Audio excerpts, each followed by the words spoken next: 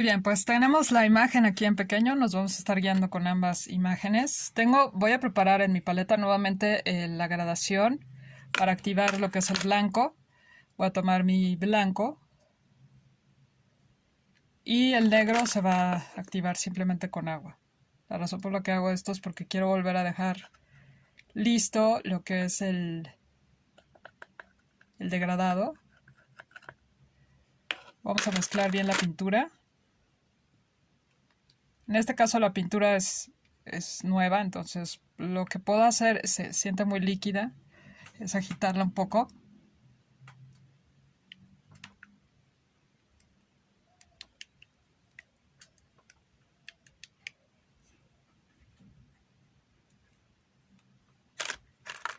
Entonces voy a crear mi punto de blanco en este extremo. Ahí ya salió un poco más la pintura, ya que había salido primero lo aglutinante.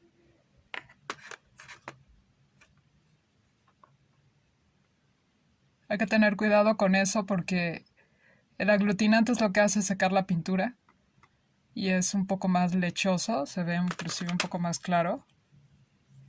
Pues bueno, la ventaja aquí es que damos que podemos volver a recuperar el color, pero tener cuidado si esto sucede, tratar de incorporar un poco más de pigmento. Y voy a volver a poner el tono negro en el otro extremo.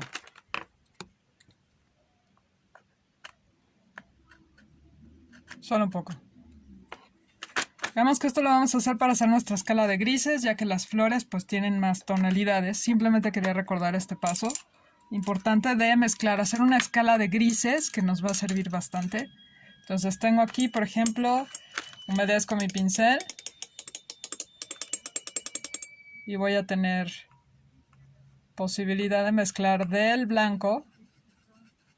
Voy a tomar un poco de negro. Y así con mucho cuidado lo vamos a ir mezclando poco a poco. Para que no se combine. Esta es mucho mejor que nos quede una escala, aunque esté todavía separada, pero que podamos utilizar por separado. Entonces pongo unos toques aquí, en esta zona, para soltar el color. Y bueno, vamos a observar nuestra escena y vamos a observar nuestra imagen. Entonces me doy cuenta que hay tonos puros, es decir, nuevamente voy a mis primarios, vuelvo a pensar en los tonos que son primarios, tanto los primarios modernos como los primarios tradicionales, el rojo, el amarillo y el azul. Ya hemos creado el violeta con la mezcla de azul cian y magenta, pero tengo muchas partes en las que se alcanza a apreciar el tono magenta. Entonces voy a tratar de hacer ahora con este mismo pincel que tengo con un poco de gris. Puede ser, no pasa nada. El tono es muy intenso, entonces puedo empezar a tomar un poco de la pintura para dar unos toques de color, ya que en esta zona se alcanzan a apreciar. Por ejemplo, en las flores tenemos que ver qué son los tonos más saturados que se alcanzan a apreciar en el fondo del tono que está justamente el violeta. Pues se alcanzan ahí a apreciar varios tonos mucho más magenta, ¿no? Entonces si hago unos pequeños toques, ahora tengo un pincel plano y tengo que tener cuidado de que no se note mi pincelada. Realmente los pinceles nos pueden dar distintas pinceladas, entonces vamos a aprovechar de esta que nos da una pincelada un poco uniforme, pero inmediatamente después vamos a tratar de cambiar de pincel. Entonces nuevamente lo que hago con el pincel es modelar las hojas. Entonces podemos pensar en el interior de las hojas y las gradaciones que nos van a presentar. Aquí tenemos flores de tela, pero de alguna manera la tela imita bastante a la realidad. Entonces sabemos que hay flores de tela que pueden lucir bastante naturales. Entonces vamos a tratar de perseguir de cualquier manera, ya sea podemos inclusive también consultar fotografías reales de las flores, en este caso las indicadas, para poder adquirir más realismo. Entonces, nuevamente recuerdo, vamos a modelar con nuestro pincel las formas. de tal manera que podamos entonces dar la ilusión de que estoy trabajando con pétalos. Y voy a acuarelear un poco mi tono en algunas zonas. Entonces, y vuelvo nuevamente a recordar sobre la pincelada. Este pincel pues me sirve para un trazo casi más uniforme. Algo que tiene el pincel plano es que me ayuda como a contornear de alguna manera. Generalmente me gusta trabajar más con el pincel redondo porque podemos dar diferentes toques, pero está bien para zonas más amplias, como lo vamos a ver con el jarrón. Entonces puedo crear una base muy suavecilla, muy translúcida de tonos, e inclusive empezar a combinar, por ejemplo, en la parte inferior. Aquí lo que voy a hacer es bajarle un poco al lápiz, porque hay muchos tonos amarillos. Por ejemplo, aquí voy a mostrar cómo ya después es difícil de la capa de pintura después bajarle el tono, inclusive cuando es amarillo se va a alcanzar a ver un poco. Entonces vamos a engañar un poco la vista ahí y a poner un poco de magenta. Entonces voy a aprovechar nuevamente que la pintura en este momento, como estoy humedeciendo tanto el pincel, pues está viendo más translúcida, y esto se vale también, quedamos en el wash. Por ejemplo, las flores, los pétalos tienen de repente una parte interna que parece como una especie de vena. Entonces vamos a aprovechar justamente el pincel plano sin abusar de él, porque después vamos a cubrir algunos detalles con el pincel. Pero si se dan cuenta, estoy marcando media curva, o sea, regresando para cerrar como la forma de los pétalos. Siempre que estamos pintando debemos de pensar que la pincelada siempre se va a notar hacia dónde la estoy trazando, porque la pintura tiene que ver hasta la presión que hacemos sobre el pincel, la sensación que van a marcar, va a dejar una marca realmente el pincel sobre el papel. Entonces, si yo hago un trazo parejo, es decir, me pongo a rellenar los objetos, en las manzanas, por ejemplo, seguimos la forma. Por ejemplo, aquí las fuimos modelando siguiendo esas curvas que de alguna manera forman la esfera. Y en el caso de los pétalos, pues estamos haciendo el movimiento invertido. Entonces, en la imagen tengo, por ejemplo, áreas que quizá ya perdí aquí, pero aquí podemos ver cómo aquí el wash funciona también a la inversa, pintando un tono quizá más oscuro, más claro sobre más oscuro, y todavía puedo recuperar esos tonos a lo mejor que había perdido en el primer trazo. Aquí todavía hay amarillo, entonces voy a esperar un momento para volver a tomar ese tono. De hecho, puedo combinarlo. Entonces, como está húmeda mi pintura, pues va a pasar algo similar a la acuarela. Se van a fusionar. Entonces tengo un poco de amarillo aquí en la paleta, que simplemente tengo que mecer. Tengo que tener cuidado con el verde. Voy a tomar de la parte donde está limpio, porque todos los tonos se van a notar. Finalmente en las hojas pues también se alcanzan a ver esas tonalidades.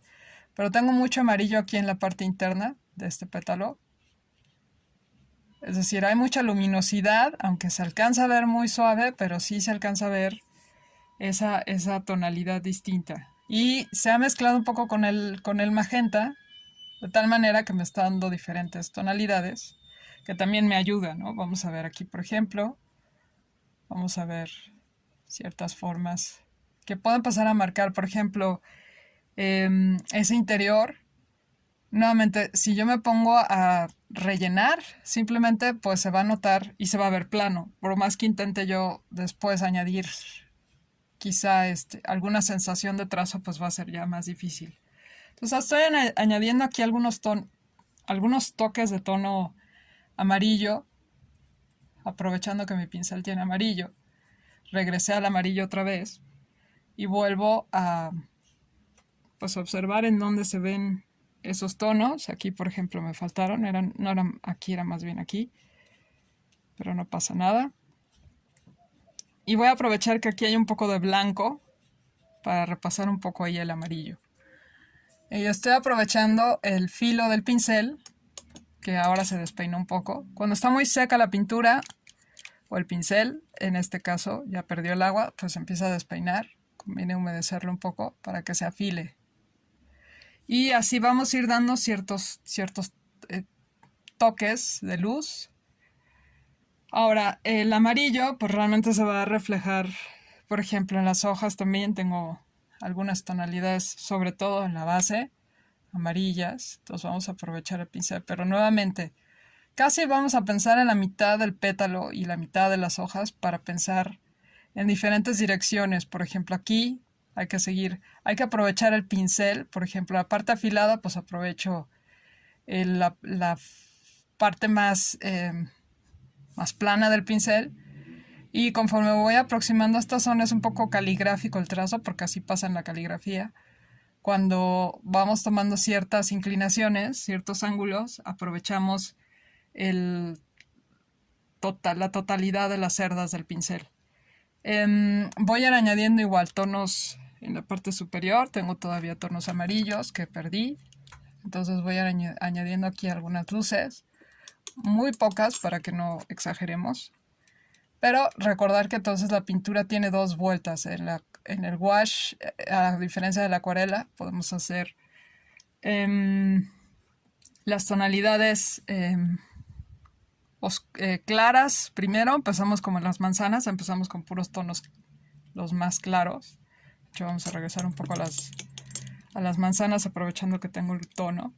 Las manzanas aún nos falta una capa de tono combinado entre cian, el amarillo y el siena. Voy a decir siena. Entonces, por el momento se ven un poco, domina un poco el verde. Entonces quiero meter un poco de amarillo. Nuevamente recordando que, por ejemplo, aquí cambia el volumen así. Si pienso en todas las formas de la manzana, quiero que pensemos como si estuviéramos cortándola en diferentes gajos. Que finalmente las esferas no son más que planos circulares que van recorriendo el objeto sobre un eje, ¿no? Entonces quiero que pensemos en esas formas. Pensar como si estuviéramos cortando la manzana en pequeñas rodajas para que podamos entender un poco mejor cómo debemos trazar también sus formas. Y, por ejemplo, algo que me va a convenir en este caso son los pinceles planos para todas las formas, por ejemplo, de los listones. Me conviene un pincel plano porque nuevamente puedo aprovechar la forma del pincel, por ejemplo, para hacer formas un poco más geométricas. Por ejemplo, este lazo aquí termina en punta. No alcanzo a ver la imagen, pero sí, se alcanza a ver así. Y puedo aprovechar, por ejemplo, de los listones que van a este lado, empezar a aprovechar mi pincel.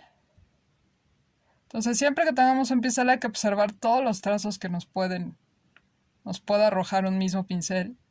Por eso es versátil para los detalles también el pincel plano, porque podemos aprovechar entonces el filo del pincel o las cerdas completas.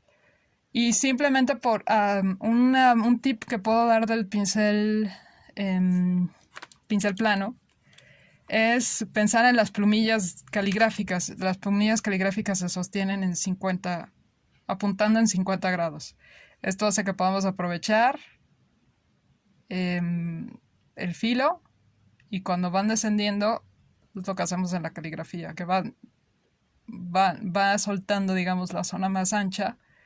Entonces casi no estoy moviendo el pincel en diferentes direcciones, casi lo estoy manteniendo en esa dirección, 55 o 50 grados, para aprovechar su forma. Y así se hace exactamente la caligrafía también. Entonces, por ejemplo, ahí estoy haciendo medias lunas, aprovechando el canto del pincel. Y para las líneas, por ejemplo, del vestido típico de la pequeña muñeca que aparece aquí en escena, también voy a hacer lo mismo. Entonces con eso terminamos esta primera parte del video. Vamos a continuar en el siguiente explicando las diferentes formas de interpretar, por ejemplo, el jarrón.